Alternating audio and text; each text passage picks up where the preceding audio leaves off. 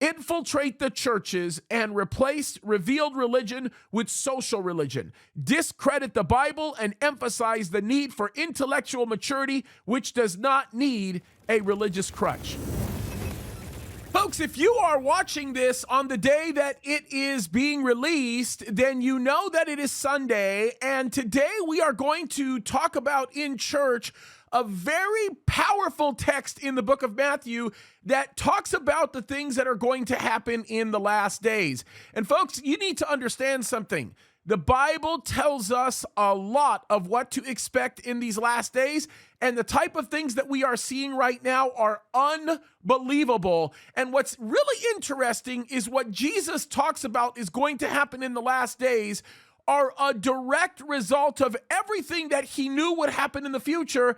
And it also relates to the way Satan seeks to get a hold of the heart of man and use the same old tactics to do the same old things. And being that we're in the last day, he is going to work harder and harder and harder to get mankind to fall on its face and walk in rebellion towards the Lord. Now, this is a congressional record that comes from an appendix dated January the 10th, 1963, folks, and it talks about the greatest communist goals. Now, there are over 40 of these goals, but I want to read to you some of the goals that are listed here. And by the way, this is 1963, folks. Think about how prophetic this is. If you think about it, you'll realize that this is really nothing all that prophetic in the sense that Satan is up to his same old tricks.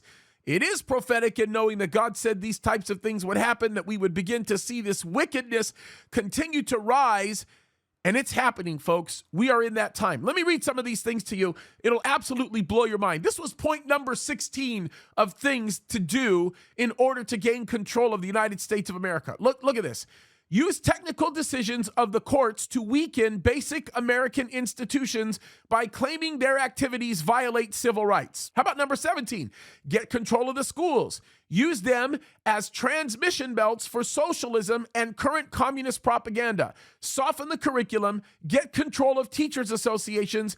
Put the party line in textbooks. Number 18, gain control of all student newspapers. Number 19, use student riots to foment public protest against programs or organizations which are under communist attack. Here's number 20. This one is, you may or may not be familiar with this one. Infiltrate the press. Get control of book review assignments, editorial writing, policymaking. Gain control of key positions in radio, TV, and motion pictures. That was number 21. Number 22, this is crazy.